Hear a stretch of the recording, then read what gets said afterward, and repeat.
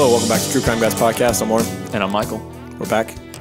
We are. 2 weeks in a row for a freebie. Phew, it's like we're getting back on track. Freeload us at getting mainlined. You happy? Right. And we've been getting hounded about doing another mob episode. Yeah, we have. So, I mean, we did the Philly mob, and now you kind of like to do them too, so. They're fun. Yeah. They're fun. They fit our accents. Yeah, so grab an espresso. It's on, baby. Grab an espresso. And this time it's not Philly. Sorry, Philly Eagle fans. It just won the Super Bowl. You've had enough love. We're going to the Big Apple. We're going to the Big Apple. We're going to Brooklyn. We're going to Bensonhurst. New York. Little Italy. Yeah. I don't know. I'm looking at the map. The Midwood, the Verrazano Bridge. Oh, are you looking at the map? Yeah. Let me pull it up. Oh, yeah, I see what you're looking at. Diker Heights, Borough Park. Oh, yeah. Gravesend, baby. Gravesend. That's We talk a lot about Gravesend. where the buck stops right there. All right. That's where the body's at. Not only in Gravesend are the bodies, though. We got our own little graveyard that we're going to talk about in this one. Right. This shit has not been done, and I can't believe it. It's what? This case has not been done by any true crime podcast. I mean, granted, they don't do a whole lot. There's a lot of true crime podcasts. I've noticed they don't do a whole lot of mob stuff for some reason. But that's okay. We'll take over that. Yeah, we can be the mob guys. We'll be the mobcast. The Mob Guys podcast. Yeah, the mob guy. Oh, that would have been. Right. Well, hindsight's 2020. Oh well. Yeah. What are you gonna do? We're already ingrained in true crime, guys. What are you That's gonna do? right. So let's do it.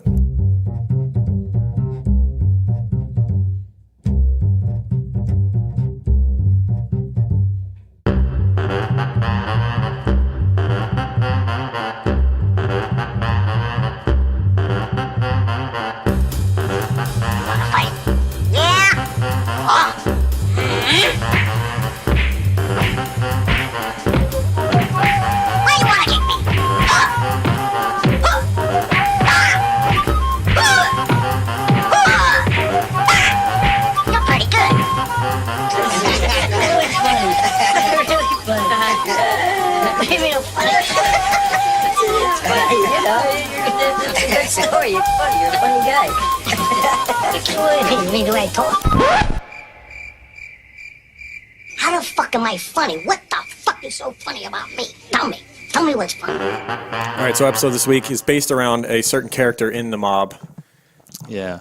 Another great nickname. A certain mob family, but a certain scary person in that mob family, like the scary guy. Like he kind of worked for a lot of mob families. He did. He got around. He was very. He was a utility man. I mean he was mainly the Bonanno family. Yeah. But, Bonanno. But I mean he wasn't. Was that Tony Bananas? That's Tony Bananas, right? No. Is that not the same one? You think they based it off of him? His name is Anthony Bonanno. It's got to be Tony Bananas from the other one. I don't think so. No? I did notice in the timeline, right. Michael's wife helps out with the timeline, and there was sometimes there's a typo here and there. It was pretty it was pretty funny because at one point it said the Banana Family. I was like, thank God I'm fixing this now because that shit would have. I'm like, he's like Ron Burgundy over here. At times I will just read family. what's on there. Yeah. Double space, bold font. But like you said, he would work for other families. If someone needed to be whacked, man, he would hit them. He was the whacker. He liked whacking, man. That's what else can you say? Don't we all? Right. So his name, we've alluded to him enough. His name was Thomas Pitera. Tommy Karate. Tommy Karate is what he became known to be, and you'll see why as we go through this. But he was born Thomas Pitera. He was born December 2nd, 1954. He was the youngest of two children. He shares a birthday with a very interesting group here. Britney Spears, Aaron Rodgers, Nelly Furtado, Lucy Liu, and Giovanni Versace, which I'm sure he might have had a few Versace It's like suits. 5 for 5 right there. I don't know if Versace was around back then or not, but if he was, he would have definitely, Tommy Karate would have head kicked somebody with one of his suits on. Definitely. He'd have little slits on the side. They'd have little Versace kicks. symbols on their fucking heads. Exactly. But Britney Spears, Aaron Rodgers, that's those two right there. Britney Spears is now, she's got a residency in Vegas, killing it. Right. She grew her hair back. Everything's good. She made it through the hard times. How many people she hit rock bottom and came that? back out. Not many people can come back from that. That says something about And then Aaron Rodgers, currently the best quarterback in the NFL. Lauren's favorite guy ever. Going from one hot celebrity to the next. I think he's dating the race car driver, Danica Patrick now. Right. He's one of the few quarterbacks doing insurance commercials. Right. He's killing it. Him and Clay Matthews. Clay Matthews. Apparently they room together. He's only won one Super Bowl though, man. He's got to get it together. He's been around, he's coming to the twilight of his career. He needs to get that shit done. Yeah, I guess so. No excuses. I mean, just from stats alone, he'll still be a Hall of Famer though. Yeah. So. Well, no, just being able to say for a good solid 6 to 8 years, you were the best at what you did in the league. Yeah. One of the already just making it to the NFL, you're like in the 1% of the 1%, and then he's the 1% of the 1%, or so. Right. Are we going to talk Aaron Welcome to Rodgers all Sports day? Guys Podcast. I don't know. I just love Aaron Rodgers. I know you do. Packer fans rejoice. Should not have brought him up. You've got the GOAT, but we got Jimmy G. So Oh, he was born in New York City and grew up in Gravesend, the small section of southwestern Brooklyn. right. Like a large graveyard there. Yeah, It's basically, it's known for the large graveyard that has been around forever. It's kind of ironic. Yeah, kind of creepy as well too when your town is known for the graveyard. Right. And then you become possibly a killer, Yeah. allegedly. Hey, well, maybe when don't you're wanna spoil just it. growing up staring at a giant graveyard all the time, Yeah, playing he's- football on gravestones and stuff, He was you just obsessed get a with little death. morbid. I don't know what's wrong with little Tommy. Right.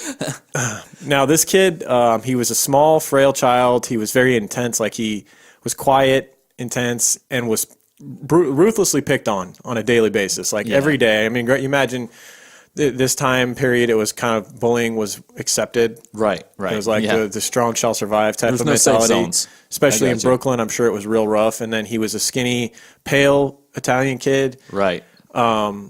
And he also had an interesting thing about him, which I'm sure we will ruthlessly attack this entire case. Definitely. Because he had a very high-pitched voice and was known to sound like Mickey Mouse, even into adulthood. Whoa, Mickey Mouse? Mickey That Mouse, high? and even That's as- not what I pictured. Even as far as to say Minnie Mouse, someone said. So, Whoa. oh, I can't even hardly do it. I'm Tommy Karate. Welcome to Mickey's Clubhouse. Right. Yeah. So the skinny, frail kid with the high-pitched voice was obviously relentlessly picked on. Oh, that's crazy. Yeah, his parents were both good Catholics, good parents as far as we could tell. His dad was a candy salesman. Very old school job. Like selling like old school stuff, like Pixie old sticks Bit of and Honeys, Red Hots, and candy cigarettes, he had Mary Janes and Chuckles. selling candy out of his creep van. I actually looked up old candy just for this joke. Oh, really? Yeah. Let's hear it. I'm What do you planning got? it. No, I was just saying all those old candies. Red Hots. Yeah. I don't know. What's the old candies back in the East Coast? Mary Jane's, Mary Jane's. caramel creams. Let's get you high. What? Chico sticks. Chico sticks. Yeah. Bit of Honeys. You know, Clark Bit-O bars. honey. Clark bars were awful. Most of these candies taste like shit, by the way. Like, we've really advanced in candy. And they were really sought after then. Yeah. I mean, if your job was just selling candy, Right. yeah, they must have been. This has been a real treat. I doubt he was making bank, though. You know, I think he was No, just he scraping by. I think they were kind of a poor family. like an ice cream salesman, probably, or ice cream man now. I would think. Right. Just going around. Yeah, that's a rough go of it. I think Working so. as a candy salesman. I would think so. It never said what his mom did. Maybe she just was like a homemaker type of thing. She had 2 kids. You know, this is old school, Right. East Coast Italian family, Catholic. She Yeah, might have just very been traditional. at home cooking up meatballs. Right. Maybe tossing a pizza. Yeah, Tommy, come get your meatballs. Okay, Mom. Okay. sounds exactly like his mom. So the fact that he was an easy target for bullies and constantly just ridiculed and picked on and messed with, and always getting into fights and always losing, but he never backed down from what Oh, no. everything we've heard is that he was not afraid Yeah. to take a fight, but early on and he was losing every Yeah. time. So he went to his father and asked if he could do some karate. His father Mm-hmm. said that he guessed it'd be all right since he got relentlessly picked on and they had caught wind of that. Right.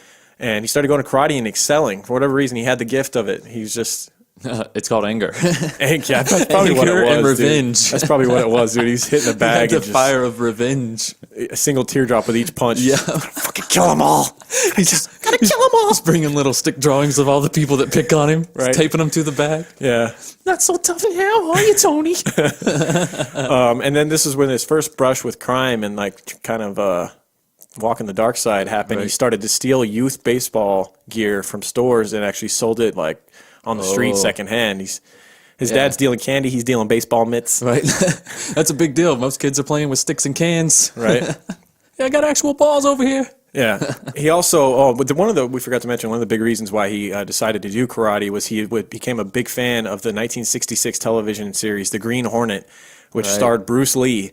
Yeah. And was he pretty just badass. idolized. He grew to idolize Bruce Lee. Everything about him. He loved that culture of martial arts and also Right. like just respect. Yeah. He was always known to be respectful to women from childhood all the way through adulthood. Yeah. He was like kind of one of those things where it's like, I won't mess with you, but if you mess with me, I'll kick your head off. Yeah.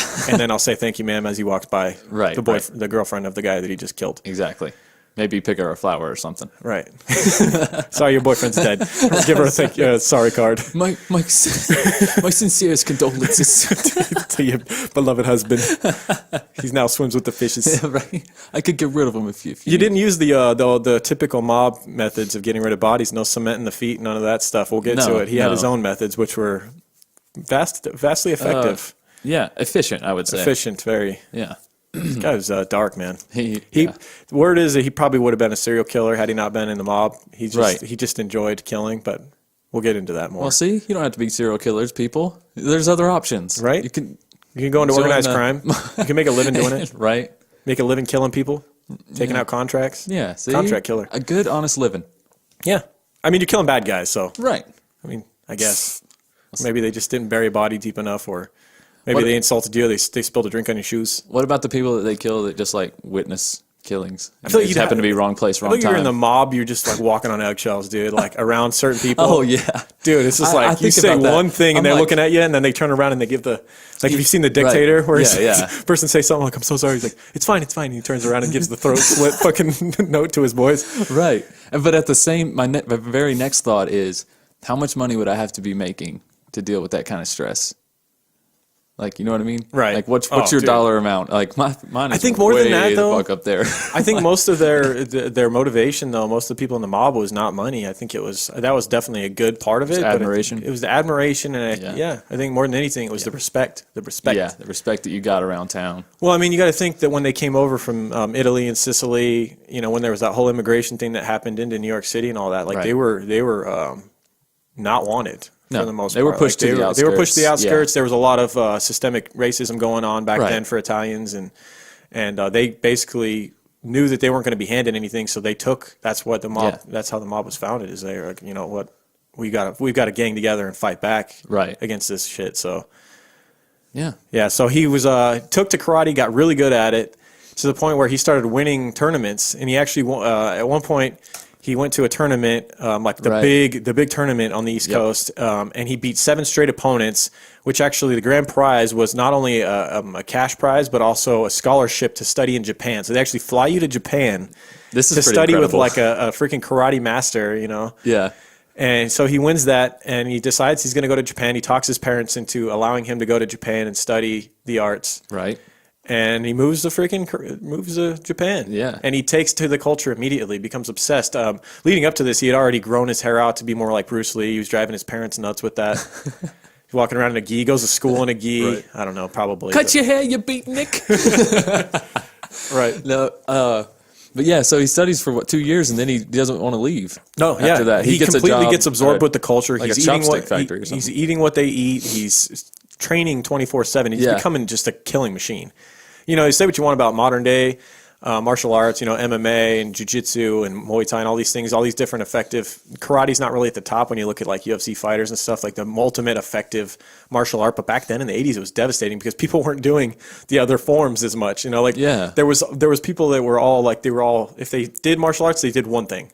So like karate, you probably kicked the shit out of most people because most people weren't training in martial arts. Yeah. So if you got really devastating at karate, you're fucking killing people. That's interesting. I didn't think about it like that. Nowadays, like I think Lyoto Machida's the only MMA fighter that was really successful whose main study was karate. Everyone else that was like karate was like the early days of UFC were getting their asses kicked. Really? Yeah, because I mean they get taken down. They get taken down by jiu-jitsu guys and just get their face bashed in. But back then, no one's taking you down. They just let you kick them in the head. Yeah, they would just be kicking. Swing for the fences. That is a great way of looking at it. Because when you think about it now, you're like, oh, he does karate. It's like, oh, he does karate. Oh, big deal. Yeah. Like it doesn't hold the same weight. Right. Back in the 80s, dude, karate was the thing. Like you even saw it in the movies. Like, oh, he knows karate. Back in the 70s and 80s, like if you heard someone did karate, you're like, stay the fuck away from that guy. And you could also tell by like the choreography in the movies and stuff. It was all.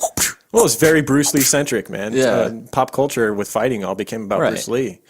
It did. So like he was the shit if you were good at karate back then. He was the shit though, in all honesty. Like even Bruce Lee. Yeah. Oh, absolutely. Yeah. No, he's still respect. He was doing arm bars and stuff. He was doing mixed martial arts back then. Yeah. He was like one of the first people that really introduced mixed martial arts to anything. That makes sense. He would do anything that was effective. He wasn't just about karate, you know. Right. So, but we could go on. We could do a whole episode on Bruce Lee. Really, let's just do Bruce Lee. It's right. just Pull up the this wiki. guy's really not that cool. Bullshit. So he becomes ingrained in their society there. He lives there for 2 years. I think that was how long his scholarship lasted, was either a year or 2 years. But It was either 2 way, years, I he believe. stayed beyond that. He wanted to continue to live there and live the culture to the point where when he ran out of money and stuff to take care of things, he started working for a chopstick factory, which sounds Right. like fake. How but many it's people true. really work at the chopstick factory? What, the guy that glues the sticks together? What are and you then doing the guy at that the puts them chopstick in the factory? paper? Right? Like, which Do you think guy they is- use chopsticks to move the chopstick? They have to use them? Definitely. Oh, maybe they're carving them. Chopsticks are so stupid, by the way. Maybe they're- Sorry if I'm insulting your culture, but it's just like, God, there's more effective ways to pick up food. You're definitely insulting cultures. Sorry, but there's more effective ways to pick up food, man. Grab a fork. It's so easy. There is. But, you should work for it. It keeps you thinner, I think. That's why they're thinner on average. I just, you know what? I'm just an ignorant white guy that just doesn't understand. That's Yeah. all. That's pretty much it. And I probably would just, I've tried it like twice and I was like, this is too hard. I'm just going to grab a fork. I'm so fucking hungry. Right? Yeah. Exactly. But anyway, so he's working at a chopstick factory. Now that I've insulted half the audience. He's reading books of the samurai way, all that stuff, and like he comes back after 2.5 years. I want to say he stayed in Japan. He returns to the United States in 1974, a completely changed man. This dude's jacked. You know, he's just he's not the frail young Right. man to be messed with anymore. Yeah, he he grew does up still and have the leaned Mickey out. Mouse voice though. Oh, sorry. Yeah, but you sound the same. Yeah. So growing up in Brooklyn, he had always kind of admired the mobsters in the neighborhood. You know, it was hard to right. miss them. They're all over the place. They're driving fancy cars. They're hanging Heavy out. presence. Yeah, they're hanging out at certain bars, and they're everyone knows their reputations. And these so- guys were given back to these lower communities too, though. Oh yeah, So that's what made them, gain them popularity as well. So people knew them. right. And no one was going to rat out these people to the cops because you knew what would happen to you. So they were allowed to kind of live with immunity in these communities in Brooklyn, Yep. Little Italy, and stuff like that. And so he returns and starts hanging around the old neighborhood, hitting bars, and he starts to make acquaintances with people in the Bonanno family. And this is Right. where it begins his mob life. Right. He meets a man named Anthony Bruno Indelicate. Bruno was known as Whack Whack because he good was the one. guy that's actually pretty good. Whack Whack. I like it. Hey, Whack Whack. Because, dude, he's whacking everybody. He's killing everybody. Yeah. Okay. It's a little too on the nose, you think? Yeah, it's a little. They're all their nicknames aren't very well thought out, so it's right on. It's par for the course. Johnny Big Nose because he's got a big nose. Hey, what is it that Tommy does? What is he does karate? Tommy karate over here. Right. Hey, it works. I like it. They'll never know who that guy is. I'm a cheesy guy, so I like it. It's fine. He started to work for the Bonanno family, and at the time, the Bonanno family was a little different than the other. So I guess there was 5 families, right, on the East Coast. Five. You knew that from the Philly one. Yeah. Remember? You remember everything that But we the studied. thing that the Bonanno family was known for was kind of not giving a shit as far as the rules go. They were the family that was kind of openly selling narcotics, which was kind of frowned upon by the other families, and the other families would quietly take kickbacks from them and kind of like. They just kind of turned a blind eye to it. The Bonanno family was just openly selling cocaine and heroin. The heroin is interesting. We got to talk about the book that we read, man. What are we doing? Yeah. Why are you getting so far into this? I'm sorry, man. So, We can reference it at the end. Philip Carlo, Oh, Philip Carlo. Great- The Night Stalker. great guy. crime book writer, one of our favorite books, The Night Yeah. Stalker, on Richard Ramirez, wrote a book good. on this guy. What's it called? It is called The Butcher, Anatomy of a Mafia Psychopath. Yeah, great book. It is very It takes good. a little while to get going, and he does go off on tangents. He's very fond of the DEA, which some people aren't. They don't love that. Yeah. People have their opinions of the DEA, but I mean, they ultimately brought down a dangerous guy, Yeah. They did. A killer. right? So. But I mean, this dude's he's jacking it to these freaking DEA agents at times. You're like, all right, dude, calm down. He's Right. what was his name? The DEA, one of the main DEA agents that was assigned, Jim Hunt, Yeah. to track down. Once he got wind of Tommy karate and heard how dangerous he was in the streets Yeah. and stuff, they started to dedicate a lot of time and effort to catching this guy. And at times, Philip Carlo is just he's in love with Hunt. He's that like this these- DEA agent. He's Yeah. he's his lean legs. And it's just all right, guy, come on, Like come on. He could jump over a car without even trying. It's just dude, calm down. he's Chuck Norris to him. Right, he was, yeah. He's definitely but like I told Lauren, Jim Hunt is one of the few guys still around and free to tell the story. Oh, yeah, he was in a documentary that we also watched some documentaries on YouTube you can find. And this book by Philip Carlo on Audible, if you're an Audible person, you love to listen to audiobooks like we do. It's actually not available in the U.S. On Audible for whatever reason, even though it's a book about Brooklyn and the U.S. and the mob and stuff. And it's like, So, because I tried to buy it on Audible and it wouldn't let me, so I went to YouTube to find what kind of documentaries there were about Tommy Karate, and there is the audiobook posted on YouTube. The entire audiobook. The entire 9-hour audiobook is on YouTube right now. So, allegedly, we don't want to get in trouble by Audible for... maybe it's not, actually. Yeah, it's definitely not on there. I'm not so sure. You might not don't go to YouTube and type in Tommy Pitera. Right. Because it's definitely not going to come up. Right. Great book. Great book. Great That's where book. we basically 90% of our studying for this Highly episode. recommend you buy the book legally. Yes. Or go on YouTube. Yeah. So, where were we at? Right after he made friends with Bruno. Yeah. So we were talking about the Bonanno family and how they were kind of different. They were making a ton of money. And the way that, so one thing he brought up from the book is how the Bonanno family was getting their drugs, which was pretty fascinating to me. It was actually, they were getting a shitload of heroin from Turkey, the country Turkey, which was then getting brought to Sicily and then shipped to Canada. They found they found it was easier to ship it to Canada and get it to the U.S. that way than going through U.S. customs. Right. And so they was going from Turkey to Sicily to Canada to Brooklyn. And so they were getting large amounts of heroin and selling it on the streets. And then I think at times they were getting their cocaine by trading heroin to other drug dealers. Like within the city? Within the city, they were trading. Okay. Yeah, they were trading large amounts of heroin for large amounts of cocaine. So because they thought, having more drugs, different variety was obviously better. Cocaine is always valuable. You just want to have choices, no matter what era you're in. But fills out your website as well. Yeah, and it's crazy to think about how the mob and the Bonanno family specifically, how many different factions of criminals they worked with. They were working with Canadian gangsters. They were working with Israeli gangsters, cartels, anybody they could use as a way to sell drugs, and they would rip them off at times. And Tommy became real good at this. I mean, they would make meetings. There was a story in the book where they made a meeting, I think, with 2 Israeli guys, or I forget who it was. And they had them meet in some warehouse, and they just fucking killed them and took the drugs. Like they were supposed to be some big buy going on. Yeah, so it's pretty interesting stuff, all the inside workings of the mob. He talks a lot about this in the book. There's a lot of different characters. We had to really prioritize what was important and what wasn't. Not as bad as the Ralph Natali one, I don't think. No, not quite as bad. It might just be the author here, too. Philip Carlo, he's very easy to follow. And if you like law enforcement, there's a ton about the DEA and how they track down Tommy Pitera. So. And all their secret techniques that are no longer secrets. Right. Yeah. So Tommy made friends with Anthony, Bruno, and Delicate. Whack Whack. Whack Whack was kind of like the hitman for the Bonanno family at the time. Bruno had made his bones, and by being a part of a big classic hit, one of the ones we talked about, one of these classic mob hits in the Philly episode. I forget what his name was. Might have been another Bruno that got killed, right, in the car. Anyway, so Bruno, however, was the wacky on this one. Right. There was a guy named Carmine Galante who was a Bonanno boss at the time, and he'd kind of a quick backstory on Galante.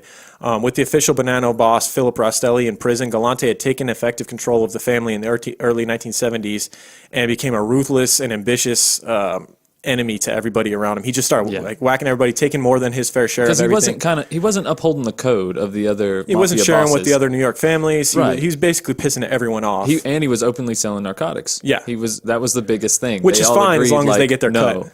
But he wasn't giving them their cut. The other families, he was hiding it. Right. And so the big heads of the families had a meeting, and they decided that it was time for Galante to go. And one of the people that they assigned to this job was Bruno, the new friend of Tommy Pitera. And there was a classic hit at the Joe and Mary Italian-American restaurant in Bushwick, Brooklyn. He was there eating on a back patio, and this guy was notoriously hard to get to. Carmine Galante at the time, he had a tight He owned group this around him. place, too. I think it was his uncle's place or something like that. Okay, I knew it was like in his family. It was one of the few places that he would actually go to in public. He only went to places he owned or his family owned, But even his crew had grown tired of him, which is something you'll see with Tommy as well later on. When you're as ruthless as you are, people start to get afraid of even being around you, even if they're in your inner circle. And the head of the families had decided that this guy needed to go, so there's nothing they could really do about it. So this whole thing was set up. He was eating in the back patio at the restaurant. And Bruno, along with a few other hitmen, walk right through the restaurant. Like a scene from a movie right here. Yeah, walk back there and the door open, little bells ringing against the glass. Right. Yeah, walked right to the back patio and executed him right there in the chair. And you can see the pictures if you look up pictures of Carmine Galante. If you just Google image him, man. Oh man, I want to do You haven't seen it? No. Yeah, it's classic. He was known as always having a cigar in his mouth, and he's still got the cigar sticking out of his mouth, dead on the ground. It's pretty epic. So yeah, we're both looking that up right now, we're guys. definitely gonna look that up. Just to paint the picture. I'm sure you guys all are too. Oh wow. Still got the cigar. Classic mob hit picture. One of the infamous ones. Yeah. It's actually called the cigar, apparently. Yeah. Oh yeah, he was known as Carmine the Cigar Galante. So that's how Whack Whack made his bones, and after that he was actually rewarded and promoted to capo in the family. So Tommy's in with good company here. He's with kind of like a guy that is making his way through the mob and to the top. The only problem is that that Bruno has a drug problem, and it's kind of known by everybody, and eventually would be his downfall. Right. A lot of these guys are doing drugs here and there, but it was very frowned upon in the mob to have a problem with it, to be an addict, to be an everyday user. Obviously, yeah. Yeah, because these guys are working around the clock. It's a liability. I mean, they're doing shit that the government agencies are trying to track down. The FBI, the DEA, they're always wiretapping them. They're always surveilling them. And they're always concerned about rats and someone who has a narcotic problem or they're unstable. You can't have these guys getting pulled over because of a smell coming out of their car or something like that. Drugged up and all paranoid. Right. So he became an issue. But Tommy had now made some connections because of meeting Bruno. And Tommy began doing hits with Bruno and quickly gained a reputation for violence and murder. He may have even learned some of his later techniques that he would use to dismember bodies and dispose of bodies through Tommy. I didn't hear anything about Bruno doing that or Whack Whack. I just heard I heard in a documentary they say that he may have learned his techniques from Whack Whack. But I don't know. It just seemed like something that was very individual to Tommy himself. I think Whack Whack was more of a kill him, leave him out in the open, send a message kind of guy. Let somebody else clean it up. It did seem like that. yeah, you're right. Yeah, he wasn't much. He's a drug addict, so I don't think he's really thinking things all the way through. No, he's just living moment to moment. I think he's shooting and leaving. Yeah, Tommy after this became feared by most. He was known as kind of a vampire. He's always had a pale face. Right, but even more so now because he would literally work at night. I mean, he's an assassin basically. Yeah.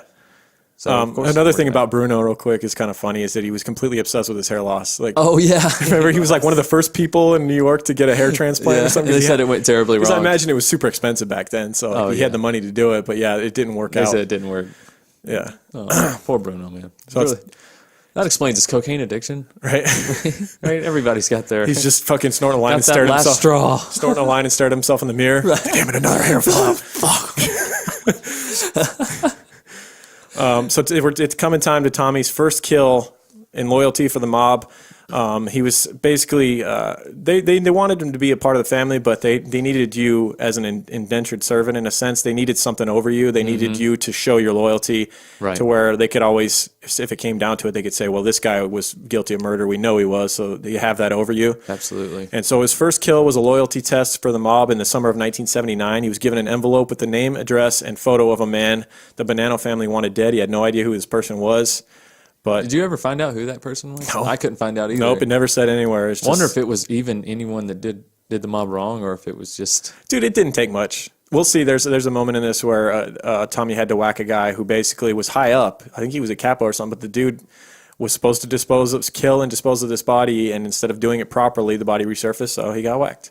You know, it's like little things, man. You got to mind your P's and Q's in the mob. We just talked about it. You step on somebody's shoe or you disrespect somebody, like in Goodfellas, the classic scene where, hey, keep him here. Yeah. Go home and get your fucking shine box. Yeah, you're right. Yeah. So after this, Tommy became the one.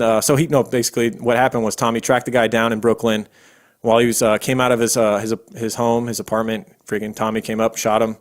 Executed him. That's it, right? He didn't He didn't take that body though. No, he just left. That was him like dead. in broad day. Left him dead. He was sending a message. Yeah, for sure. So after this, and Tommy needed them to know that he had done it too. If the guy's just like, they never find any evidence, then they don't know. That's true. So after this, Tommy became the one who collected money from drug dealers each week. He was on his way to the top and becoming a respected member of the family. He became Bruno around this time. Became a hardcore drug addict. His addiction spiraled out of control, and the family began to kind of mumble about getting rid of him, and so he fled New York during the 1980s. And wasn't there people like trying to retaliate against Bruno still? There were a few. Yeah, I mean, like you said, he was a Carbine liability. soldiers left. Yeah, and there was a liability. So yeah, and the family was there was a faction in the family. There was a lot of division going on within the Bonanno family, and he was part of one side, and so I knew it was better for him and Tommy to get out of there. Tommy was new enough and willing to help anybody out, and it seemed like he wasn't ingrained enough on one side or the other to where he was a part of the whole faction that was going on. So he was kind of, people would come to him and he would kill people. He's still becoming a made man though, right here. Yeah, so Joey Messina, head of the Bonanno family at the time, chose Tommy to kill a Bonanno family named Gabe Infante because Infante hadn't buried a body like he was supposed to. This is what you're saying. So they were saying, like, if you don't bury a body deep enough, it could resurface, but this guy just didn't bury it. This guy just didn't bury it at all. Like he left it in a barrel somewhere, and it was discovered. Wow. And so obviously the family members met, and they said this guy's got to go. And Tommy had gained enough of a reputation where they trusted him to take care of it properly. Tommy, I think it was in the back of a vehicle, and he shot him several times in the back of the head with an automatic. He then shortly thereafter became a made man of the Bonanno family. He took the oath. I forget what it's called, but there's a prick of the finger with blood. There's a candle. There's a whole seance. It's very ritualistic. It's some old Sicily stuff. Right. Some old Catholic stuff thrown in there, kind of. Yep. I don't know. It's interesting that they would. I bet they still do that. Yeah. Think so? Oh, for sure. I mean, the mob's kind of faded. It's kind of something that sticks in your head. It's faded. We talked about it in the Philly mob episode. Yeah. I mean, I'm sure there's still some leftovers here and there, but it's not like it was where it's. But if in order for them to still exist, we wouldn't be able to know anything about them nowadays. Yeah. They would have to be as secret as they are, if they're there. Right. Allegedly. I don't know. Yeah. Tommy then began working for Anthony Spiro, who put him in Frank Lino's crew. So, I mean, there's a lot of names, and it's going to be hard to track this. But just keep in mind, this is all about Tommy Pitera. Right. And the families, it's always ever-changing. It's ultimately the bosses change, the capos change, the members get whacked. It's up and down, but Tommy was doing his part in here, and he was becoming a feared man, working for different people. That's why he could work for different people, because everyone was afraid of him. It's like everybody wanted to befriend him, and have some sort of business. They just didn't want to be on his bad side. It was the ultimate thing. Exactly. That's what I'm saying. Right. So the guy he's working for, we'll just give a quick talk about him. Anthony Old Man Spiro is what he was known by. He was the concierge and one-time acting boss of the Bonanno crime family. So he's working for him and in the Frank Lino crew. At this time, Tommy's making good money. He begins to open up some businesses. He opens up a bar named the Just Us Bar, which would become a real... That's one of his frequent hangouts. That's his main hangout. Yeah. Like, he had multiple residences, and he had the Just Us Bar. Did negotiations there for different, A couple funny things about the Just Us Bar. You can tell by the name that it was an exclusive bar. It's not something that the average person wants to just go walking into. And if that did so happen, if me and Mike were just walking through Brooklyn, like, hey, Just Us Bar, let's check it out. We walk in there, you sit down in the bar, and basically in the 80s, the early 80s and late 70s, the Just Us Bar, if you walk in and sat down, they were going to charge you like $12 for a drink, which is like high prices for now. Hey, you fellas lost? That's like nightclub prices in Vegas now. So that's outrageous. That's probably like 5 to 10 times what the average beer should cost at a bar or a drink. And so basically it was their way of saying you're not welcome here. It was a mob hangout. It was where they were conducting business. Right. And Tommy never had a phone in there. He never had a phone in any residence. We'll talk later about how paranoid he always was, and all the different tactics he would use, because he does go under surveillance not too far from here. Right. Tommy would marry his high school sweetheart in 1980, and they had a son together named Charles. I thought it was interesting that he married his high school sweetheart. Why? I don't know. I guess not. If you really think about his character, he was kind of like a guy with like strict morals in a sense. Yeah. He wasn't like a lot of other mobsters in a way that I think this Japanese culture and studying and all that stuff, and the discipline. I think he had more discipline than a lot of them. He worked out daily. Definitely. Still worked out daily, always. And like a lot of the other guys, you see themselves. He had a lot of loyalty, is what you're saying. Maybe he was with this girl in high school and then decided to be loyal to her. He didn't fit the average look of a mobster that's eating a little too many raviolis. Too many cannolis. Too many cannolis, and dude was still. He was pretty fit. Pretty ripped. They had a son together, but the success with the mob grew, and his marriage would end up failing, and they would end up getting divorced. Right. Around this time, he met a woman named Celeste Lipari, who was from Brooklyn, and she was like female gangster in the area. She was like the woman that everybody kind of wanted to be around, be with. She was like good looking, very She was a partier. But she also knew how to talk the talk. Like she'd been she'd been around the mob her whole life. Yeah, the mob did not intimidate her at all. Yeah, she's the kind of girl that you give lip to and she's going to come after you. Right. Let's go get dinner. It's on you. Yeah. And this, by all accounts, is like the only person Tommy in adulthood ever really loved. Like he became infatuated with this girl. He would do anything she was for his her. soulmate. Yeah, she was his soulmate. They were inseparable. He was always trying to take care of her, but she, like others, had an addiction. She had a problem. Drugs were readily available in that circle, and she developed a real problem with it. She was addicted to both heroin and cocaine, so she would take heroin, and when she would start to come down, she'd take cocaine, and the vicious circle would go around. Yep. When she was too high on coke and she wanted to sleep, she'd take heroin, and basically a ticking time bomb. So he's trying to, at this time, clean her act up. You know, his outlook was always, I use drugs, they don't use me type of thing. He only used them here and there. Did a bump of cocaine if he was going to whack somebody, I'm guessing. But like we talked about before, his willpower and his discipline was off the charts. As far as like if he wanted to do something, he was going to do it. Yeah, he typically had no time for addicts. He typically had no time for addicts, and he was trying to clean her up, and he was always, you know, she was going out late nights and doing all these drugs, and he was trying to reel her in. Right. But a big part of the problem was that she had a friend named Phyllis Birdie who was a bad influence on. So even when he cut her off from all angles, she still had Phyllis. There was Phyllis to hand her a mirror with a bump on it. Right. Yep, pretty much. Yeah, so Tommy warned all the local dealers that they were not to sell to Celeste. He hated her addiction, and he warned Phyllis time and time again about supplying Celeste with these drugs, and told her to stop going out with her and all this stuff.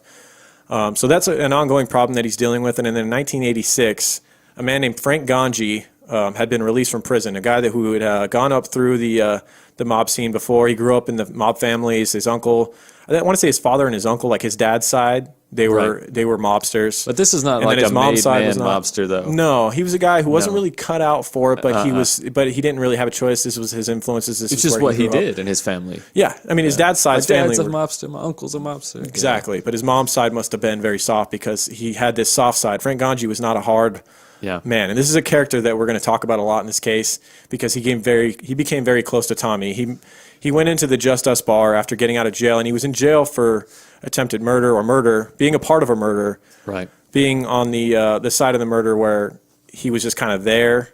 And so like the courts took a little lenient. I think he only did 10 years for the murder because the other guy was much more the catalyst to it. Right. And it was a mob hit. That's the story of his life, pretty much. Frank Ganji was always in the wrong place, hanging out with the wrong people. Yep. Granted, he could have gotten out. Seeing the wrong things. Yeah, he was just always, Yep. And he was just, you know what he reminds me of? If you watch Breaking Bad, Jesse, like he's Jesse. He's just like, he's just along for the ride and he's just getting fucking beat the whole time. Yep. You know what I mean?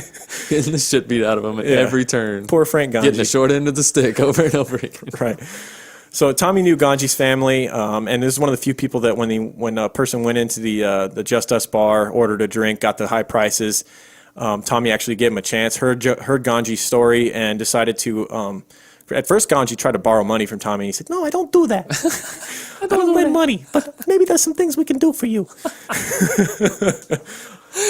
I forgot. Some friends. I forgot you were going to do that. Yeah, so he had Ganji start selling some drugs for him, and the two became kind of like partners in a sense. Like Tommy took Ganji in and trusted him for whatever reason. They're like Pinky and the Brain walking around. Yeah. He was a good henchman. Because he was in a rough spot. He had nowhere to go. He just got out of prison. Ganji was a good smooth talker. He was that type of guy. You know, he wasn't a hardened criminal. He was a smooth talker guy at the bar that would become friends with all the hard guys. And he became good friends with Tommy. Did they disguise his voice on the documentary? Because you hear a lot about him in the documentary. Okay, because he sounds like Joey Diaz. Yeah, dude, I don't picture his voice sounding like that at all. No. I saw pictures of Frank Ganji, and he was like a slender, tall, lean guy. Okay. Yeah, he was in the documentary, and they disguised his voice. They did.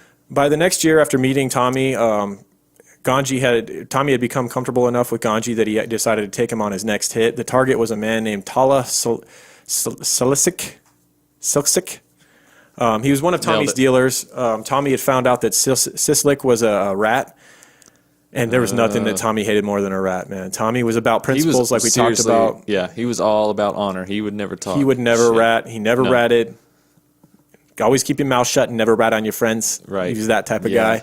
He would actually even, like, when Tommy began to have guys working for him, he basically demanded that none of them have facial hair, none of them have a mustache because it resembled the whiskers of a rat.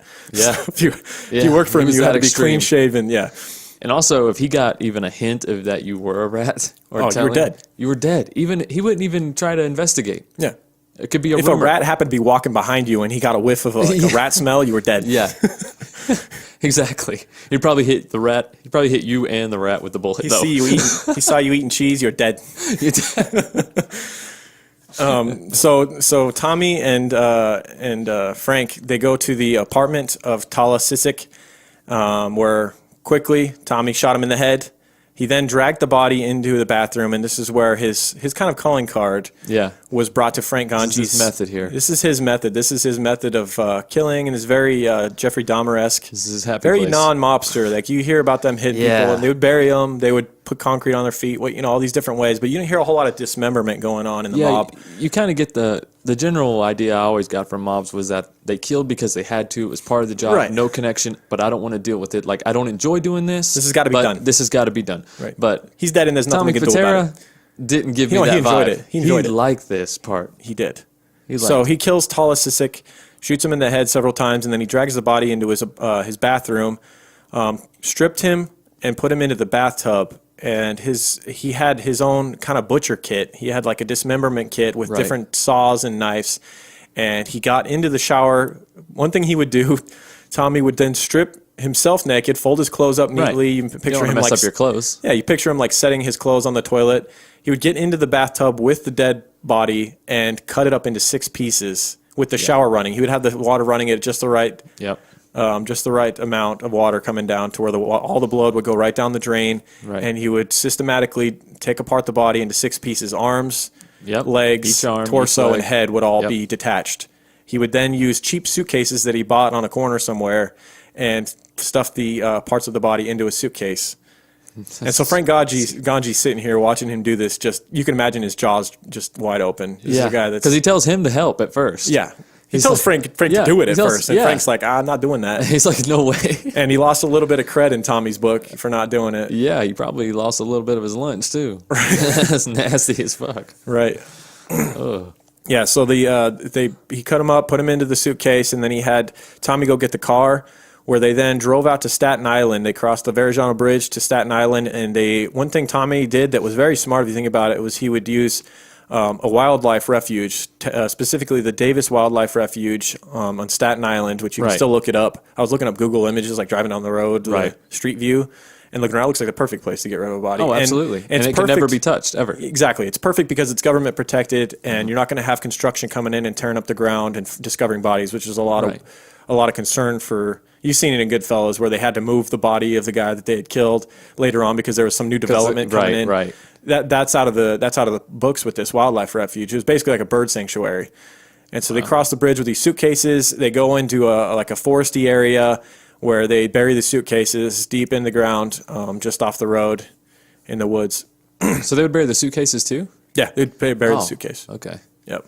Which you see later on, even when the DEA found out the area of his personal grave, this is where he'd take all of his people. Right. This isn't just like the one-time thing. Like this is his thing. He'd absolutely. whack someone, get in the shower, cut them up into 6 pieces, put them in a suitcase, and then bury them. This was his own personal graveyard. And it was all in the same, like, you picture like a 30-foot area at this bird sanctuary. There was fucking suitcases all over this place. It was his own personal graveyard. Yep.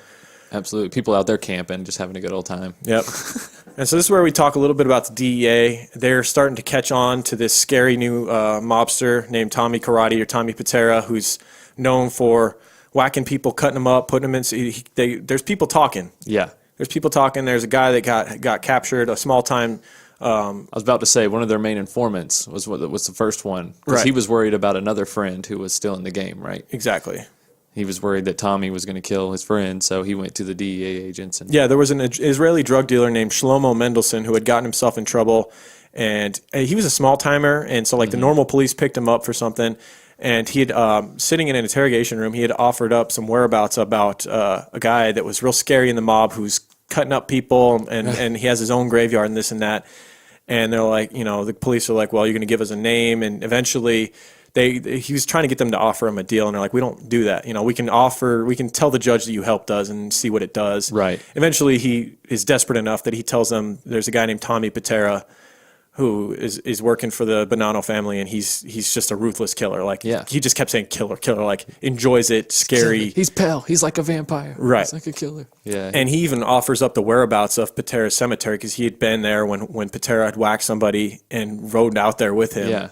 And so the police... Like, that was Ganji that had done that. No, this guy had been on... He had been on a trip too? Israeli drug dealer had been on a trip as well. Oh. Yeah. Why did he take him out there?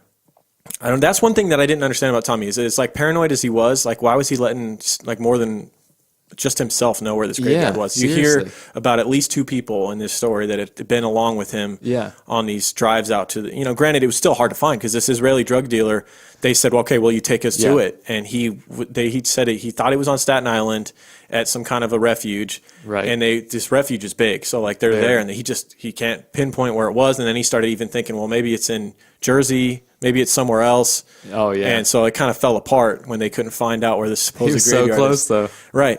Well, so the DEA is like caught and wind from so many different sources that there's this freaking... Because everybody's terrified of this guy. He was known to like... If you looked in his direction, he would stare through you. He had like piercing blue eyes, and he's like looking at a fucking ghost or a vampire or something. Right. I mean, he lived by a different code. He did. He lived by the code of like the old samurai. Like he was like... Life wasn't that and the important mob, to him. A combination of the mob and the samurai, which is kind of similar in a sense. Yeah. I mean, they live by strict codes of don't talk too much, don't, right. Just be about it. Right, exactly. Kicking ass, but not telling anybody about it. No. Be honorable, right? But not necessarily making an honest living. Yeah, you've heard the old samurai quotes about don't rat on your friends. Yeah, that type of stuff. Don't rat on your friends. We stab with chopsticks. So that's where Jim Hunt comes in. The DEA they assign a task force. They assemble a task force, and they begin 24-hour surveillance on Tommy Pitera. They find out his businesses. They got the Just Us bar. Basically, cars sitting out in front, unmarked cars. Right. Tommy's no dummy. He knows. They're trying to wiretap everying, but like I said, Tommy doesn't have phones. This really speaks to his paranoia. No phones, only used beepers and payphones. He almost never drove the same car. No. He didn't have just one car he would drive. He would use his associates' cars. He was constantly like freaking musical chairs with cars. He would double back when he's driving, just drive in circles a little bit, just see who's following him and whatnot. He had a car shop that a lot of mobsters would use, this certain unknown car shop where they would have like a car lift where they could go underneath the cars and look for bugs as well. Yeah. Yeah. He was really hard to track and so paranoid that he would even he would dress up like a woman at times to be able to leave different places and not be noticed. Really? So they'd be sitting outside of his house. I did not know that. They'd see him go in his house. Yeah. And they'd be sitting out there waiting for him to leave again. And they would dress up as a woman? He wouldn't leave for days because he'd already left the house dressed up as a woman and they just didn't even take notice to it. Oh my God. He would even dress up in Hasidic Jewish garb, like the big whole thing. Right. Yeah, like he had all these different disguises he would use to avoid them as well. Oh, wow. This dude is like a next level of paranoid. And anytime he would like talk to associates in a car or at his business, he would turn the radio up with static. Like he'd go to a static station and just turn it up radio. But is it really that much paranoia if the cops knew all this and it was making it hard for them to track him? It doesn't matter that they're watching him. Like, I mean, he knows they're watching him. They know he knows that they're watching him. But it's a matter of getting stuff that will hold up in the court of law. And it's very hard to get a guy like this who doesn't ever do any direct dealing with drugs. Oh, no, I know. I was just saying you were talking about like how paranoid. I was like, he really wasn't that paranoid. What do you mean? By definition. I mean, all this stuff really was happening. Oh, yeah. Like, they really 100%. Were trying to... 100%. Like, he was just being thorough. Really. The one thing I'll say is, like, they were kind of laughing to themselves, the agents, at times, because when he would do these walk-in talks, right? Yeah. And so, like, he would always cover his mouth like a football coach, like calling plays. Yeah. He's, like, talking with his hand over his mouth. He takes the restaurant menu. He's, like, holding it over his Right. They're, like, kind of laughing, like, what are we supposed to do? Like, read your lips? Like, granted, at times, maybe you could have someone who could, like, a deaf person who could really read lips well. Yeah. I mean, be surprised. You can't be too safe in a sense if you're this guy. So you kind of can't blame him for that. So by this time, DEA agents are all over his ass. They've got this task force. They're following him all over the place, trying to get something. But it's really hard to get anything on this guy. Yeah. Because any potential rats are getting whacked. Right. And then there's no surveilling you can really do. I mean, you can just watch him walk from here to there, but that's it. Right. So unless you have a body, you're pretty much out of luck. Right. So let's get back to the Celeste saga, as I like to call it. Oh, yeah. Meanwhile, his soulmate, his lover, her drug addiction is still spiraling out of control, and it comes to a head on September 10th, 1987, when Celeste and Phyllis, the woman that he's been trying to keep her away from, had partied all day, headed back to Phyllis's apartment for sleep, and Celeste must have done another hard hit of heroin, and her heart stopped after passing out, and she never woke up. Right. And they didn't realize that she had died until the next day because they were all asleep. And now news of this was kind of getting around the circle, and they knew it was going to get back to Tommy eventually, and it wasn't going to be pretty when it did. Nobody really wanted to tell Tommy because this is a girl he loved, and this is the scariest motherfucker you can imagine. Right. But old Frank Gange's up to it. And but Frank really didn't want to do it, but he realized that somebody had to tell him, and it'd be better to tell him face to face than him to hear it secondhand. Who better than Joey Diaz? He's not Joey Diaz, man. He sounds just like him He's on the much more documentary. weaselly. Dude, they fucking put some kind of thing on his. Yeah, I know, but he sounds just like him on the documentary. He sounds more like Darth Vader than anything. No, he doesn't. Anyways. So Celeste ODs and dies, and Frank Gange goes to Tommy's door to tell him the news, to break the news to him, and he's very nervous about how it's going to go. So he goes to the door and tells him, and Tommy is obviously distraught. He immediately goes to the apartment of Phyllis where the body is, and the police are just there. They're just getting there, so the body is still in place. Tommy walks in, goes over to her body, and this is the one time where you see him actually like emotional, where he's tears and everything. And Phyllis comes walking out of the hallway while he's down there crying next to Celeste, telling her, "Why did you do this? I told you that, you needed to slow down on the drugs." He's talking to Phyllis. He's talking to the body of Celeste when Phyllis comes walking up, and he all but attacks her. Yeah.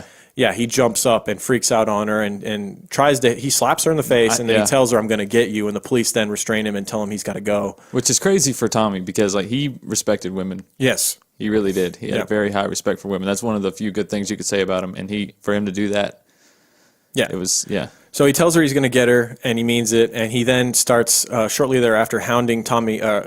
Starts hounding Frank Gange about he needs to get to Celeste, or he needs to get to Phyllis. Yeah, he couldn't get past it. He couldn't focus on anything before she was dead. It was kind of interesting that initially after Celeste had overdosed, that he didn't want to kill Phyllis himself. You would think but he was trying to get Frank Gange or anybody to kill her. He didn't care how it was done. He just wanted it done. And that's something that is interesting to me because you very rarely see him enjoying the kill itself. Mm-hmm. It's almost like he's one of these guys that like the dismemberment process more. Honestly, Lauren, I don't think it had anything to do with that. I think it's just the fact that he had motive to kill her, and he could be tied to it more easily than someone else. Oh, and he just didn't want a lot of sense. He was way too close to this murder. That makes a lot of sense. Yeah, so if he was under 24-hour surveillance too. So if he's seen going anywhere near Phyllis and then Phyllis disappears, right, they could then follow him to wherever the dump site or anything like that. That makes sense. That makes a lot. So he's hounding Gange all the time, and Gange likes Phyllis. Gange is always. That's how he knew first, right? Yeah, I mean, Gange is good friends with Phyllis. He was good friends with Celeste, but even better friends with Phyllis. He was very into her. Like, they would do drugs and have sex all the time. They were good. Gange seemed like he was just friends with everybody, and he wasn't like a guy that was real vitriolic. He didn't like to kill people. He didn't like the whole whacking process. Can I just get the money in the drugs part? Yeah, so that's pretty much what it was. Yeah. But he keeps kind of stalling Tommy and saying, I can't find her. Tommy's not buying it. However, on September 22nd, she's still making the rounds because she's a drug addict. She's got to find the dealers and whatnot. So on September 22nd, 1987, 1 month before I was born, Frank Gange was in a bar drinking when Phyllis came up to him in the bar, started having drinks. They started talking. Frank knew that if he called Tommy and told him where Phyllis was, that she'd be dead. So he decided not to. Things got out of hand. They then went back to Frank Gange's apartment. They drank, did drugs, and had, from what the book said, just ridiculous sex on like everything. Tables, counters. Did you hear that part of the book? Well, I mean, if you're going to tell the story. Carlos spares no details when it comes to sex. If you're going to tell the story, you might as well tell the story. Oh, they were just banging everywhere, dude. Just to the point where they wore themselves out and then they needed more coke. Oh. So they found another drug dealer. The next morning, they were still partying. Okay. Found another drug dealer. Side note, that's why he didn't tell Tommy. What do you mean? He knew what was going to happen that night. He's let me get one more in before I call Tommy. You know what I'm saying? Like, she's going to be dead anyways. I mean, right. Like, no, I get it. There probably was a little bit of that. You know that's a whole lot of that. Yeah. There's a whole lot of that. Dude was thinking that shit. So the next morning they find a contact, they get more coke, they party some more, and then finally she passes out and Tommy calls him. I think they're back at Frank Gange's apartment. Mm-hmm. Tommy calls the apartment. Gange answers and immediately regrets answering the phone because Tommy's asking, where you been? What's going on? And he feels like he had to tell Tommy because Tommy was going to find out one way or another. He says that Phyllis is here. And the Goodfellas moment, keep her there, keep him here, keep her there. Yep. Tommy shows up shortly thereafter, asks Frank where she is. He tells her she's in the bedroom sleeping. She's passed out. He then promptly walks in, pops her twice in the head with a silenced pistol, drags her body to the bathroom. Frank Ganji's probably just sitting there just dumbfounded. I just got done spending the entire night with this woman. Yeah. Had, sex for hours with her, and now she's dead. And then a real moment of clarity happens when, after Tommy takes the body of Phyllis into the bathroom, he calls in Frank, who's been kind of hanging out, trying to probably process what's going on, calls him into the bathroom after he had dismembered her, and her head is sitting on the edge of the bathtub staring at him. Can you imagine that? Like one eye, I guess her eyes, like one eye was closed, the other one was like looking off in the distance, and just imagine that, dude. This person that you really liked, that you just spent a night with, and now her head is staring at you. Yeah. That you don't get over shit like that. No, he never did. No, his drug addiction. This was definitely one of those Jesse moments that Lauren was talking about. This was ultimately like a big reason for Tommy's downfall, was like torturing Frank Ganji in so many ways. You think so? Because Frank just grew to just hate this dude. And this moment specifically never left his mind. He always saw the image of Phyllis's head staring at him. And from this point on, he became a further drug addict and started to drink more, and he was always incapacitated. He didn't want to live in reality anymore because of what he had seen. Right. He was so torn up from all these different moments of being around Tommy when he does these acts, This is like the moment where he's like, when Jesse lets his house go and the people are partying in there and spray painting all over the walls and shit. No, this is the moment when Jesse's girlfriend had OD'd, and he found out that Walt had witnessed it and didn't stop it. Or the moment where Walt had made Jesse execute his former business partner. Remember that? Yeah. Dude, he just kept making him do all these messed up. This is very similar. Yeah. This is a Jesse and Walt story here. It is. So he then obviously put her in a suitcase and took her to the bird sanctuary, his own private graveyard. Yeah, but her head was never found, though. No, he kept her head in his own freezer. Very Jeffrey Dahmer-esque. How long did he do that for? Was that confirmed? I don't know, but her head was never found. But it is confirmed that people say that he kept her head in his freezer. That's what I heard too. Must have been some kind of sick. We forgot to mention one thing he would do that was very anti-mob was he would keep little keepsakes, which is a very serial killer thing. Yeah. All these mob hits he would do, he would keep a ring from a victim, a guy he would shoot him in the back of the head, and then he would cut their finger off if he had to get the ring off. He had an entire safe filled with keepsakes from each victim. That is something you're not supposed to connect yourself to crimes like that. Right. That's the easiest way to get busted. Definitely a serial killer thing. 100%. And I think he kept Phyllis's head in there just so he could talk to her. He would even keep cards from the funeral services in his safe from the victims that he killed. It's just a direct line. One of the main things that took him down later on. Yeah. So he, like we said, he kept Phyllis's head in the freezer, and that was the end of the Celeste saga. Like I said, I think he did that maybe to talk to her and go in there, get a popsicle, and he's like, you want some cocaine now, bitch? Huh? You want some cocaine now? You want some more ice in the freezer? Go get some more cocaine for Celeste now, bitch. All right. He's just freaking out on her. So the next whack he would be a part of, August 29th, 1988, he allegedly shot and killed Wilfred Willie Boy Johnson. Johnson had been a longtime associate of the Gambino crime family in New York. Under crime family boss John Gotti. Gotti had become aware that Johnson was working as a government informant for nearly 20 years. Whoa. He then assigned Tommy Pitera to murder him as a favor to John Gotti. So that, you imagine, after whacking him, got him a little more clout. Oh, yeah. With the you got to do a favor for John Gotti. I mean, are you a real mobster if you don't do your favor for John Gotti and then mention it every time you're in an interview? Right. The next one was real bad, man. So Tommy suspected two guys of being rats. Suspected. Suspected. That's all it took. Not even proof. Like we said. Their names were Richie Leone and Sal Stern. They were working kind of in his regime. Mm-hmm. He lured them to one of his businesses. It could have been one of his bars, and it was closed. No one was allowed in that day or late at night. Lured them into there. It's the Just Us bar. Yeah, he had them handcuffed. He then this one is like one of the few times where you see him take his time killing someone and enjoying it. Like he really we talking about. He hated rats. Maybe he knew these guys hated were rats. He hated rats more than he hated Phil. It's like he just really hated rats. He did. Because like he walked up and shot the one guy, like not executed him, but like shot him several times in like painful areas. I want to say he shot him in the legs and like really let him soak in all the pain. And the other guy was sitting there handcuffed watching it. Supposedly the other guy shit himself. Like there was evidence of that when they later found the bodies. Oh, and so he then walked up and did the same thing to the other guy. Now, here comes the beginning of the end for the Tommy Pitera story. April 10th, 1999, or 1990, not 1999. Frank Ganji, distraught over all the things he had seen, having the image of Phyllis's head still circling his head, constantly having to be drunk or high on something, was driving the streets, jacked up, was obviously wasted, pulled over for drunk driving, taken in by some unsuspecting cop, probably had no idea what he had on his hands. Oh, I know, right? Just stumbled upon a gold mine. While in jail, he was asked to speak to it. He asked the police to speak to a detective about some things that he knew. He then started to confess about a guy named Tommy Pitera that he worked with, and then the FBI turned it over to our boy Hunt at the DEA because they knew that he had a task force and had been working this case for a while. Right, the Chuck Norris of our story. Right. Chuck Norris then comes in. So he basically just gives up everything, man. He later says that he wishes he would have just killed him instead of becoming a rat, Frank Ganji. Yeah. But I think he couldn't take the thought of Tommy continuing to do what he was doing to everybody. Right. And he was probably afraid of him. Maybe eventually. It's amazing to think that Frank Ganji hung around as long as he did without getting whacked, really. I was like, what was special about Frank?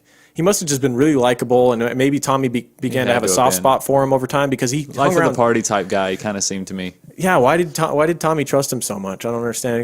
I guess he had family in the mob, and he just never thought he would become a rat. Maybe because there was no fear. Yeah. With Ganji, like he was. You don't have to worry about him killing you. Yeah, harmless. He was harmless, and he was a good henchman. He was intimidating, Yeah. This tall, muscular guy, and like you don't need. But he's not a threat, so you don't ever think he's going to turn on you, but he could turn you in. I don't know. Well, he told Hunt everything that he knew. He said that he could lead them to the location of the graveyard, and unlike the prior person who said this, he was actually able to. Not right away, because it was a spot that was, usually they would go there in the dark, and they would use flashlights to go out into the woods. Right. But he gave him a general area. He knew definitely that it was at this sanctuary, the Davis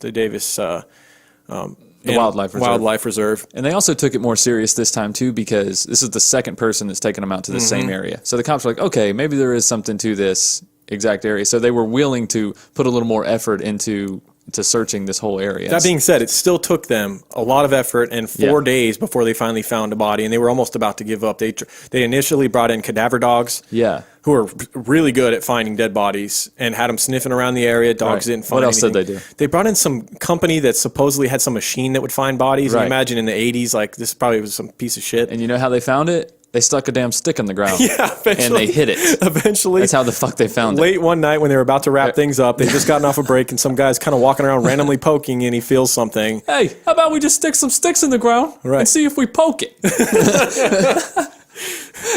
Hey, man, sometimes old school techniques are the way to go. Right. So yeah, they're one of the people assigned to finding these bodies pokes into the ground and discovers with a prod something hard. They dig it up carefully. They find a suitcase.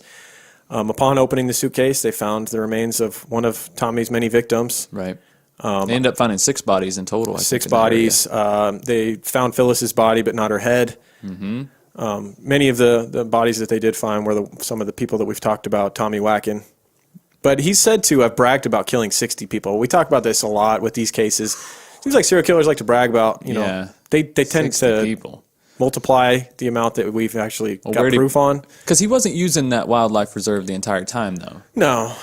And like the one where to prove his clout, he whacked a guy in the street and left him there. True. Like there's moments like that, I'm sure, where he just whacked a guy and like left him there to send a message. Right.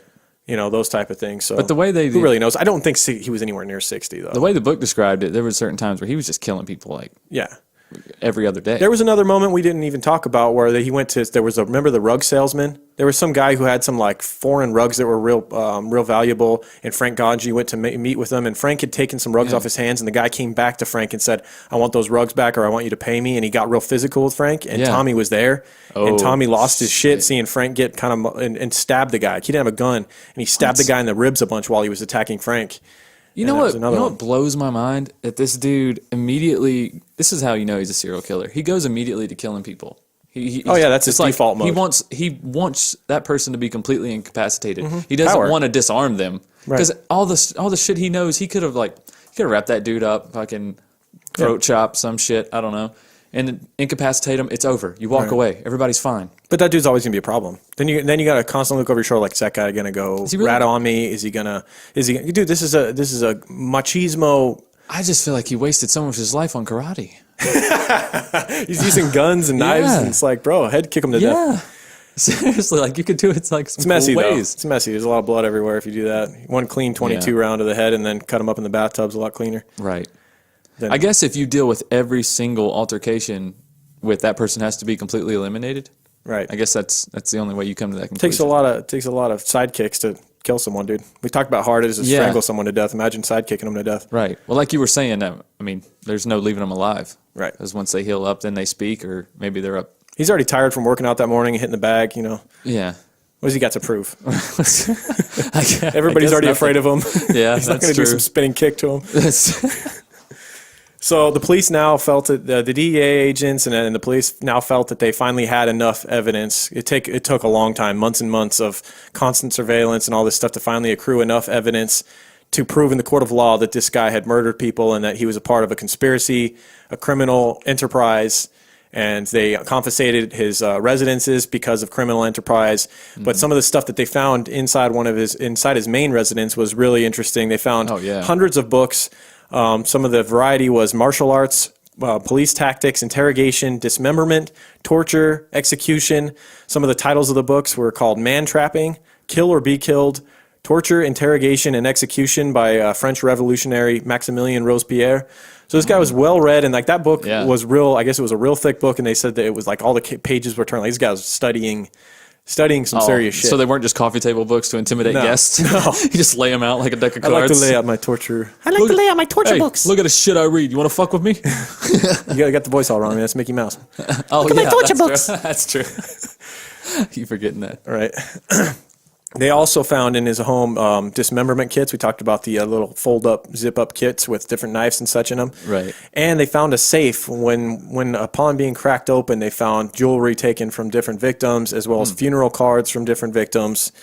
And that stuff is just a direct link to the murder victim, you know. Oh, all right. I can't believe you didn't refer to his kit as his hit kit. And Dennis Rader taught us that. His what? His hit kit. Hit kit, that's different, though. That's like rope and different. This is just a dismemberment kit. This is just different types of knives. It's just the base model. This is like a butcher. This is like a chef's. This isn't the dismemberment plus torture. This is just he didn't get the plus. Right, this is a starter package. Ah, that's cool. He can always up his membership later. Right. I'm sure. So basically they had him dead to rights. He wouldn't rat. They offered him deals to obviously give more information because he obviously had vast knowledge of how the crime families work. And he was like, no way, man. He had worked with guys along the likes of John Gotti and Gambino family and stuff like that. So he had a lot to offer them, but he was not. I'm not giving up shit. It's part of my code of ethics. I'll die with dishonor. Right. So basically, he wouldn't give him nothing. So they went to trial. They tried him for he would end up convicting him for 6 murders. He would become found guilty by a jury, and they were actually going to attempt to give him the death penalty, which would have been one of the very few death penalties to this point in New York. And while awaiting his sentencing after being convicted, he was heard to have said to his attorney and heard by DEA agent Jim Hunt as saying, "I bet you they don't have the balls to kill me." And he wasn't wrong. They did not. Decided against, I guess there was 2 jury members that they had argued for 6 hours. Everybody else, I think it was 10, that wanted him dead, and then 2 vehemently argued against, and eventually they decided with the 2 people that wouldn't relinquish. Why do you think that is? Why do you think Some they decided people just, not to kill? I don't know. I get it. I think it was a mob affiliation. I think part of them probably thought sympathy, like, oh, he's being made to do this. He doesn't have a choice or whatever. Or the fact that he was killing mainly bad people that were a part of that crime to begin with. They shouldn't have been there to begin with. Or it could be retaliation. Like, they could be afraid that someone else that's currently in the mob could. Or it could have had to do with religion. Who knows? Like forgive and forget type of, Right. I don't know. Who knows? Who knows their motives? I mean, there's a Stargate argument against the death penalty, I guess. It's not for everybody.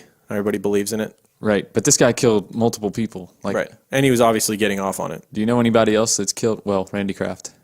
I was about to say. Some of the people that took the stand against him included Frank Ganji, Shlomo Mendelsohn, a guy named Joe Dish, who just sounds like a rat, and then Phyllis's sister vehemently testified against him and was one of the few that wasn't afraid to directly point him out. Phyllis's sister just like stared him down and pointed at him. So wow, she was obviously angry about what had happened to her sister. But Joe Dish, I got stuck on Joe that. Dish, the rat. Can you imagine him going into the Just Us bar? He was a rat. His whole family was rats. He was going to grow up to be a rat. It's like, hey, what's your name? Joe Dish. Yeah, the beer's $23. Right. And Shlomo sounds like a rat for sure too. Oh, Shlomo yeah. the rat. Slow-mo. Fucking Shlomo.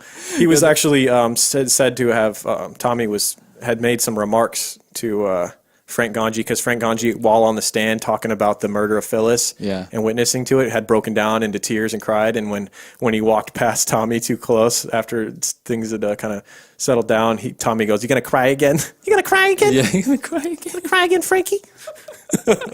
So just to the end, like he just wasn't having it. And I think when they asked him if he had any last remarks at the end of the trial and whatnot, when he was about to go to prison, he said something about how Frank Ganji had been there for several murders, and yet he's only getting 10 years, because Frank Ganji obviously was a part of all this, and he wasn't. Right.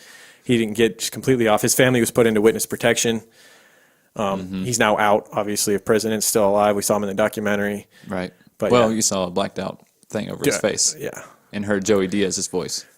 Yeah. I mean, and to be fair, he was there. Frank Ganji was a part of a lot of criminal activity. Oh, yeah, he's definitely guilty. He was guilty. not innocent by any means. No. He could have brought down Tommy a lot earlier before it got to this. He was point. a lifetime criminal for sure. Oh, no. Yeah. Yeah. So, any last remarks on Tommy Pitera, Tommy Karate? No, That was a fun one. I love these mob ones. Yeah, Tommy Karate. The nicknames are great. Yeah. The nicknames are great. The East Coast accents, the nicknames, the whack whack. The whack whack. Whack whack, Tommy Karate. Yeah. So we hope you guys were able to follow. We hope you guys were able to follow. It was a lot to keep track of, but yeah. But that's a fun one, and the documentary is pretty cheesy but informative. Oh, totally. But the book is really good. Yeah, the book's great, and it's totally not free on YouTube, so don't even try. No, because that would just be wrong. You should just buy it and read it like a normal book. Except if you're in the U.S., you can't. So you can probably buy the paperback if you like. Yeah, actually, say you can buy it. If you're not a degenerate like us, and you're illiterate. Not illiterate, no, but you're literate. A literate person. Oh, a literate person. Illiterate. I got you. Right. We got picked apart for our grammar again on Twitter by Storm. What else is new? Storm, one of my first shouts today, actually, Storm, for sticker donation. Oh, thanks, Storm. She sent us a few dollars, kicked a few bucks our way for some stickers. So thanks, Storm. And thanks for picking apart my apostrophe on Twitter. Yeah, what is that? Apostrophe shows ownership, dude. Sorry. You said, "What's up, creepers?" People's Temple, no apostrophe. No apostrophe. Dylan, big shout out for purchasing stickers, and a special shout out to Dylan's girlfriend, Your Average Ewok. Dylan, send us your address, though. We don't have your address to send the stickers to, so. Oh, yeah. That's kind of crucial. Come on, bro. Shoot us an email. So big shout out to Your Average Ewok. She listens and loves the show, so what's up? Oh, what's up? Also, some iTunes reviews. Some of them are like almost unreadable. HSTAHE, exclamation point, 3ECS. Thank you, guys. And then here's some ones that I can actually By read. Unreadable, he means just the name, not like the review. It looks like somebody had a seizure on a computer, on a keyboard. It's like he fell asleep right before he started. Right. Also, we miss you, Pete, Dugo26, and Cellbomb. Thank you guys for your iTunes reviews. We appreciate that. If you guys want to take a second to go click 5 stars on iTunes, write a review if you'd like. Otherwise, you can just click 5 stars, and that helps us out a lot. Or you can go on there and give us a case suggestion while giving us a 5-star review. And I don't know, man. We get enough. I mean, not guaranteed that we'll do it, but we'll definitely look at it. We'll look at it. Yeah. See, that's a good way to get a suggestion. Look at it, giggle, turn our phone off. And be guaranteed that we're going to see it. No, we do suggestions all the time. That's one of the first things we do. When we need a case, we go back, look through all of the suggestions, and either scoff at them or decide to use them. So see, that's you're scratching our back, we're scratching yours. You give us a review, a suggestion. Yeah, see, maybe we'll choose you. Definitely look at it. Yeah. There you go. And then we'll give you a shout, too. Yeah. People love shout-outs. Oh, yeah, there you go. Yep. And you can put a name that we can read. Who else you got for shout-outs? I don't have any more shout-outs. All right, well, then let's talk about our lovely sponsor. The reason my armpits smell fantastic right now. Oh, you smell like a lumberjack. Yeah, I'm waiting for some beard oil, though. Oh, my Gaia. I need some beard oil for this beautiful beard I got going. Right. So our new sponsor is Oh My Gaia. She makes natural scents and deodorants. You can find her at ohmygaia.com. We've had several listeners. Go ahead. M-Y. Start over. Everyone did. Okay. OHMYGAIA.com. Oh My Gaia. Promo code Crime Guys for 15% off. We've had several listeners already order stuff. We're waiting to hear their. I mean, it's got to be shipped and whatnot, so it's only been a week. Right. But we want you guys to talk it up. Yes, if you post like it. about it. Talk about You it. will like Hashtag us. Hashtag oh my Gaia. You will like it. Check I it out. promise. You will like it. It's so much better. It's cheap, fantastic deodorant. It's all natural, no aluminum, none of that bullshit.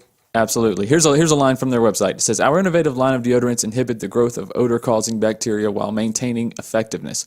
At Oh My Gaia, we use only all-natural, paraben and aluminum-free organic ingredients. Exactly. So if you not only like to smell so much, you could probably eat it. It'd probably be safe. Yeah, sure. You rub it in your armpits with your fingers and wipe your face, whatever. I You actually can smell do. it. When I Put get it done, a little bit in your mustache. I use my fingers to apply it to my armpits. Yeah, and then me too. And then what's left on my fingers, I rub on my arms just for a little extra why not, scent. right? I use the lumberjack scent, by Smells the way. amazing. It's amazing. And you're not putting aluminum in your armpits, which could cause cancer. Yeah, I'm a lumberjack guy. What scent did you get? I like Egyptian musk. She has great scents. She does. Very good selection of great. scents. So yeah, check out There's a ohmygaia.com. creamsicle scent on there. Really? I just ordered some more. Yeah, I ordered some for my daughter and my That's wife. crime, Some more. guys. They No want to try different space. scents. Like one scent's not enough. Like, I want to smell 15% different every day. Right. So you can do that at ohmygaia.com. They have fragrances, beard oils, deodorants, and combo packs. And it's all natural. So All natural. That's ohmygaia.com. ohmygaia.com. and she's a listener to the podcast, and she has a small business, so support cool stuff like that rather than Absolutely. some big stupid shit. And if you have a small business or a podcast or whatever and are looking to advertise on our podcast, you can email us at truecrimeguys.com and we'll Or get back to you. truecrimeguys@gmail.com. Yes, truecrimeguys@gmail.com. Yeah, we'll get back to you. And we give highly discounted rates to listeners. Yes, especially and if it's small independent businesses. Yeah. Absolutely. Yeah. So also check out our Patreon page, patreon.com/truecrimeguys for 10 bonus episodes, all exclusive. Yes. We got a 3-hour freaking Jonestown. We got Yeah, they're much longer episodes. We go even more in depth. We really put everything into these episodes. and they're the big hitters too. Like they're Yeah. Jeffrey Dahmer and Right. Ted Bundy. There's a 3-hour on there from him and Right. all the good stuff. You may have heard of all these people, but you've never heard these people talk in a New York accent. Right. So you need to hear our version. Yeah. Right. $2 a month gets you 10 episodes, premium episodes. It gets you bonus recordings. We talk to listeners on there. It gets you like Photoshop pictures, the silly stuff that I mess around Yeah. with. And it gets you into Outtakes. drawings. It gets into a monthly drawing. Last month we gave away a travel coffee mug with our logo on it, and That's that's right. on its way to Esther from Once Upon a Crime. She got lucky and won that. She's already lucky Yeah, enough. we totally didn't stage that. Badass podcast. Check out Once Upon a Crime. Yeah. The month before that, I don't remember who won.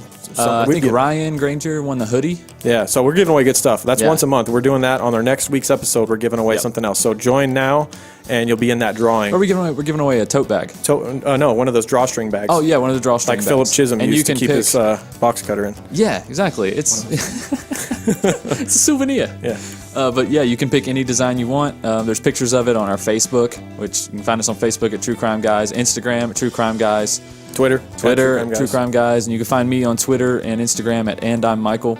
Yep, If you want to follow me on there. yep. What else? That's it. We're gonna order more That's it. stickers. Go to truecrimeguys.com, click Yeah. on stickers, donate a few bucks, and we'll send stickers with a personalized message. Yep. And And we're gonna get those I'm a Creeper stickers Yeah. very soon. So Very those soon. will be available for donations, and we'll get those sent out. True that. That's it. All right, Let's wrap this thing up. I got shit to do. all right, guys. All right. See you on the flip side. Keep creeping. Keep creeping, guys. Don't get head kicked by Tommy Karate.